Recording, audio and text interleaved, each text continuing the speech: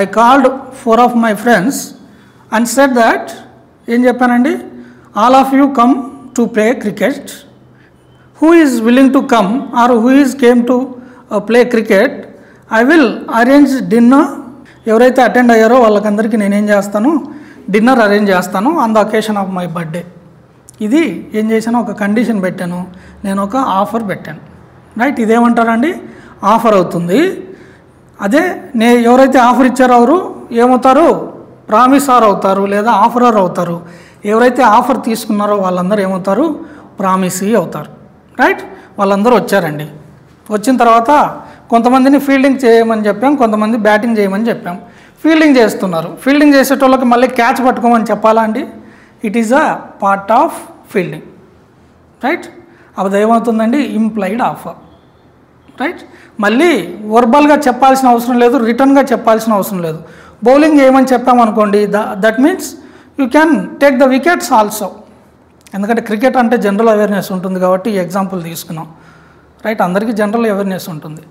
ఫీల్డింగ్కి వచ్చారు. ఫీల్డింగ్కి వచ్చిన తర్వాత ఫీల్డింగ్లో క్యాచ్ పట్టాలి, బాల్ ఆపాలన్నది చెప్పాలా అండి?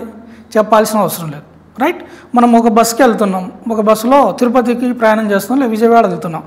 ఎక్కిన తర్వాత ఆ సమ్ ఏదైతే ఉంటుందో అది మనకేం చెప్పరండి, ఇంత ఉంటుందండి అని ముందే చెప్పరు. కానీ మనం ఎంటర్ అయ్యామంటేనే దాని అర్థం ఏంటండి, మనం ఇంప్లాయిడ్గా అగ్రీ చేసాము అని.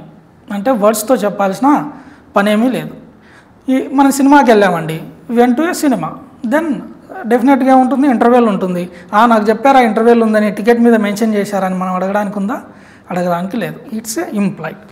అట్లా ఏమైందండి, ఫీల్డింగ్ చేయమని చెప్పాను నేను, అదేమవుతుంది, ఇంప్లాయిడ్ అవుతుంది. మళ్ళీ క్యాచ్ పట్టుకోవాలి, బాల్ ఆపాలని చెప్పాల్సిన పని లేదు. ఇది రిటర్న్గా ఏమి వర్డ్స్లో చెప్పాల్సిన పని లేదు. అలాంటి ఆఫర్లను ఏమంటున్నారండి, ఏమంటున్నారు, ఇంప్లాయిడ్ అంటున్నారు. మళ్ళీ ఇది జనరల్గా అండి. తర్వాత నేను లీగల్గా ఎట్లా బైండ్ అవుతాయన్న ఎగ్జాంపుల్స్ కూడా తర్వాత చెప్తాను. For understanding I'm telling you. తర్వాత ఏంటంటే జనరల్ ఆఫర్. నేనేం చేశానంటే, ఆ బాల్ని నేను ఆఫ్ సైడ్ బాగా క్రికెట్ ఆడతానండి. ఆఫ్ సైడ్ ప్రతి ఓవర్లో ఒక 6 అయినా బాగుతాను. మంచి క్రికెటర్ని, సగం జీవితం దాంట్లోనే వేస్ట్ చేసేసుకున్నాను. ఆఫ్ సైడ్ బాగా ఆడతాను. I hit a 6. Then that ball went to some mango grove. పక్కనే ఒక ఈ మామిడి పళ్ళ తోట ఉంది, ఆ తోటలో పడిపోయింది. ఆ తోట ఓనర్ ఏం చేశాడు, ఆ బాల్ తీసేసుకున్నాడు. నేనేం చెప్పాను, మీరు ఎవరైనా వెళ్ళేసి ఆ బాల్ తీసుకొచ్చారనుకోండి, మీరు వెళ్ళి ఎవరైనా తీసుకొని వచ్చారనుకోండి, కూల్ డ్రింక్స్ ఇస్తానని చెప్పాను. అదేమవుతుందండి, జనరల్ ఆఫర్ అవుతుంది. అంటే ఎవరైనా వెళ్ళొచ్చును. రైట్, మనకు కనబడుతుంటూ బస్ స్టాండ్లలో అట్లా చూస్తుంటే కనబడటం లేదు అని ఒక పోస్టర్ వేసి ఉంటారు, ఎవరైనా చూపిస్తే ఇంత రివార్డ్ ఇస్తామని రాసి ఉంటారు. అంటే it's this offer applicable to anybody. ఎవరైతే యాక్సెప్ట్ చేస్తున్నారో వాళ్ళందరికీ అప్లికబుల్ అవుతుంది. వీళ్ళ పర్టికులర్గా అని ఏం లేదు. అంటే నేను కూడా ఏం చెప్తున్నాను, మీరు ఎవరైనా వెళ్ళి తీసుకురండి కావాలంటే నేను చేస్తాను, నేను కూల్ డ్రింక్ ఇస్తాను అంటున్నాడు. అదేమవుతుందండి, జనరల్ ఆఫర్ అవుతుంది. ఈ బాల్ కోసం ఒకరు వెళ్ళిపోయారు. సరే నేను వెళ్తానని ఒక అబ్బాయి వెళ్ళిపోయాడు. వెళ్ళిపోయిన తర్వాత ఆ బాల్ అడిగితే అతను ఏమన్నాడంటే, అరే నాకు బాల్ కొట్టారు కదా, నన్ను కూడా ఆడిపించుకుంటేనే నేను బాల్ ఇస్తాను అన్నాడు. అదేమవుతుందండి, కౌంటర్ ఆఫర్ అవుతుంది. నేను ఒక ఆఫర్ ఇచ్చాను, లేదంటే నేను ఆఫర్ ఇచ్చిన దానికి మళ్ళీ కౌంటర్గా ఇంకో ఆఫర్ ఇస్తున్నారు.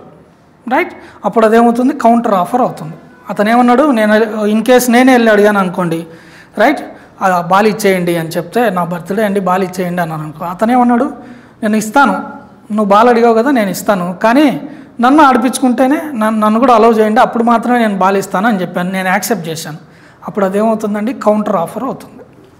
ఇన్ కేస్ నేను జనరల్గా చెప్పకుండా I called someone, in case of Ashok I said him you just go and bring that ball.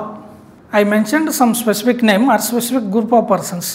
Okay group of పర్సన్స్కి కానీ లేదంటే ఒక స్పెసిఫిక్ పర్సన్కి కానీ అప్లికబుల్ అవుతాయి. అదేమవుతుందండి, స్పెసిఫిక్ ఆఫర్ అవుతుంది. రైట్, ఎవరైనా డిగ్రీ కంప్లీట్ చేసిన వాళ్ళు ఈ జాబ్కి అప్లై చేసుకోవచ్చును అని అన్నారనుకోండి, స్పెసిఫిక్ ఆఫర్ అవుతుంది. జనరల్ తర్వాత స్పెసిఫిక్ అండి. స్టాండింగ్ ఆఫర్ అంటే ఏంటండి, this offer remains open for a period of time. ఎప్పటి వరకు అంటుంది, కొంత టైం వరకు ఇది ఓపెన్గానే ఉంటుంది. నేనేం చెప్పానండి, ఈరోజు మ్యాచ్ అయిపోయేంత లోపు ఎవరైనా నా వికెట్ తీశారనుకోండి, నేను 1000 రూపాయలు ఇస్తానని చెప్పాను. రైట్, అది అప్పుడు ఏమవుతుందండి, స్టాండింగ్ ఆఫర్ అవుతుంది. ఎందుకంటే ఒక పీరియడ్ వరకు చెప్తున్నాం. అట్లే మనకేముంటుందండి, జనరల్గా ఈ నెల వరకు ఈ ఆఫర్స్ ఉంటాయి, రైట్, మనం బోర్డ్స్ మీద చూస్తుంటాం, అది ఇన్విటేషన్ టు ఆఫర్ అంటారండి. నేను చెప్తాను అది కూడా. ఇన్విటేషన్ టు ఆఫర్ అంటే ఏంటి, ఆఫర్ అంటే ఏంటి, ఇంకా చాలా రకాలు ఉన్నాయి. బేసిక్గా అర్థం చేసుకోవడానికి రైట్, ఒక నెల వరకు ఈ ఆఫర్ ఉంటుంది అంటున్నాడు. అమెజాన్ సేల్ అంటాడు, అదేమవుతుందండి, స్టాండింగ్ ఆఫర్. ఈ నెల 10వ తేదీ నుంచి 20వ తేదీ వరకు ఉంటుంది అని వాడు అక్కడే మెన్షన్ చేసి ఉంటాడు. Amazon sale, Flipkart great India sale ఇట్లాంటివి ఏవో పెడుతుంటారు. దాన్ని ఏమంటారు, స్టాండింగ్ ఆఫర్ అంటాడు.